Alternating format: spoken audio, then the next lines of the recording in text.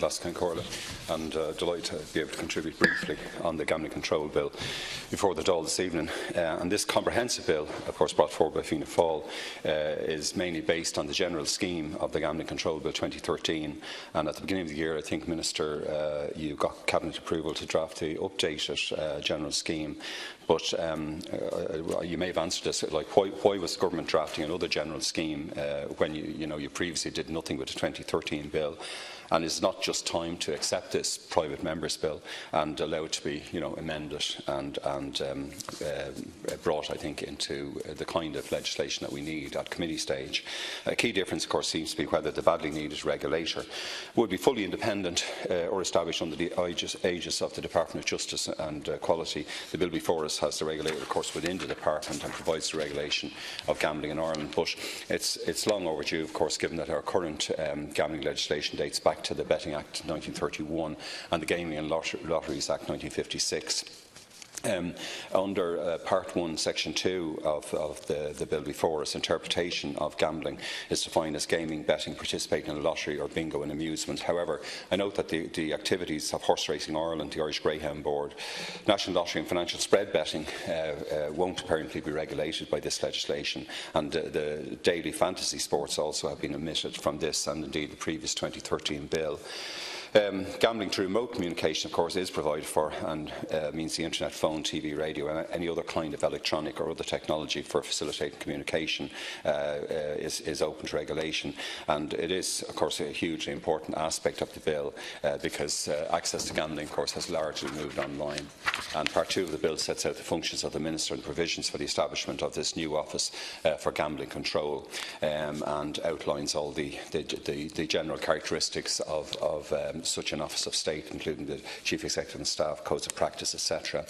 And of course the bill provides for international cooperation under Section 14, and Section 16 provides importantly for the Chief Officer of the Office of Gambling Control to attend Oireachtas committees, and if so requested. And it's especially important, of course, given that gambling on sports like football and horse racing, they operate effectively as a single market in the UK and Ireland.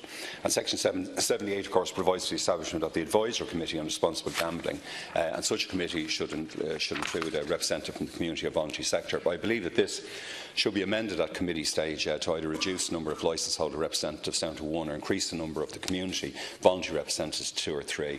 And Part 7 then provides, of course, for the establishment of a social fund within 1 year of the enactment of the bill, and Section 80 sets out the purposes of the fund, which will be, and I quote, to promote socially responsible gambling, end quote. And that's a phrase I think a lot of people would question very strongly. It is true, Lascan, that most people like an occasional flutter on the National Lottery and Euro Millions, or of course a bet on the Grand National, the Derby and the Gold Cup. It's also a long-standing tradition for many of the Irish people, and in the area where I come from myself originally, obviously Punchestown was a very important festival for all of our local people and local farmers and so on. But many people wonder, of course, if there can be such a thing as, and I quote, socially responsible gambling, given the devastation that all kinds of gambling have wrought on so many Irish citizens and families. This has been greatly exacerbated, of course, by the explosion of online gambling in the last 2 decades. The public knows that the massive profits of companies like Paddy Power, Betfair, Ladbrokes, William Hill, etc. are fundamentally based not on occasional flutters at all, but on hardcore gambling addiction, which profoundly impacts so many people.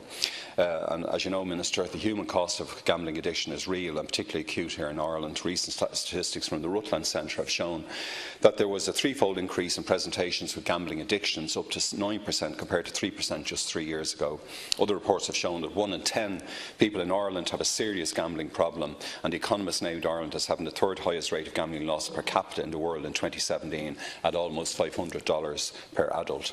Of course, we were listed as among the highest spenders on online gambling. So it is a really important bill, and I commend Fianna Fáil for bringing it forward.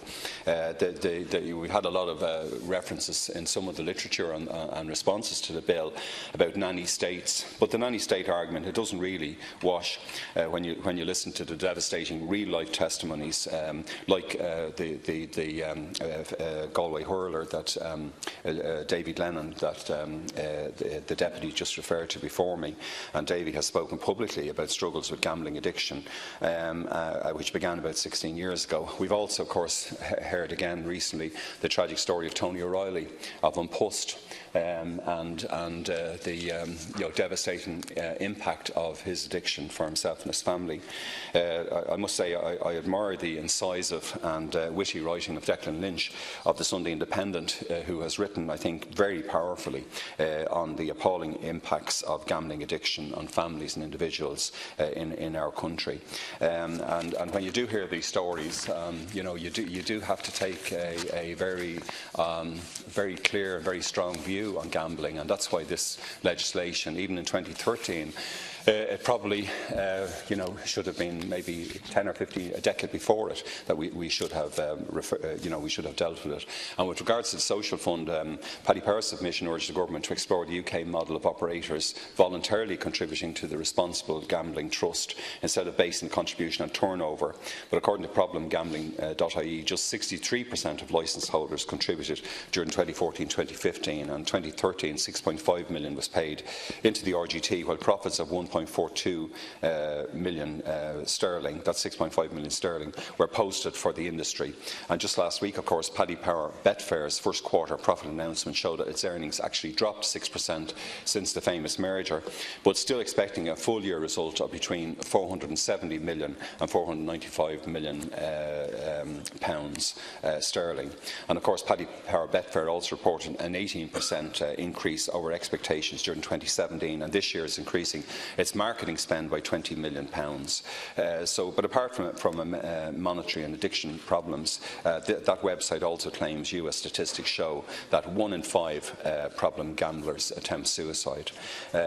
So in the UK, of course, the Gambling Commission comes directly under the remit of the Department for Culture, Media and Sport, and in 2005 the Gambling Act updated their laws, and they're currently examining updating them further, because obviously they did allow casino-type development, and they allowed the proliferation of online gambling to take place without taking urgent action on it.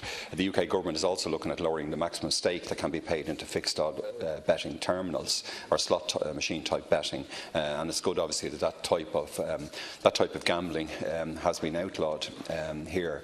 But also, of course, all these companies seem to be eyeing the potential US market, because it looks as if they're going to repeal their very strong gambling laws.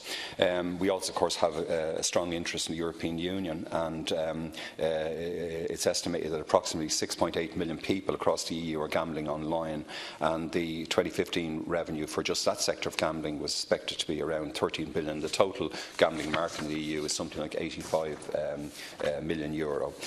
So I welcome the bill before us, and also welcome subsection 3b and section 28, which provides for the licensed premises to provide proof of adequate insurance cover, health and safety and so on before they can be licensed. And also chapter 5, I think, and subsection 4 of section 52 are also very important if we're going to have a system of regulation which is credible, as indeed part 4 of the bill for the monitoring and compliance section. Part 6, of course, provides for safeguards, and section 70 is very welcome, where it states that credit facilities shall not be permitted, and also section 72 banning the employment of young people in delivering a licensed gambling service. So there are many very welcome provisions at long last, and I would hope that this legislation would speedily move towards committee stage. I think gambling is an area which deserves very intense and ongoing scrutiny, and those negative impacts of gambling and the testimonies of people we've heard who've had addictions have to be closely listened to, and we do need a very strong system of regulation. Thanks, Cairn.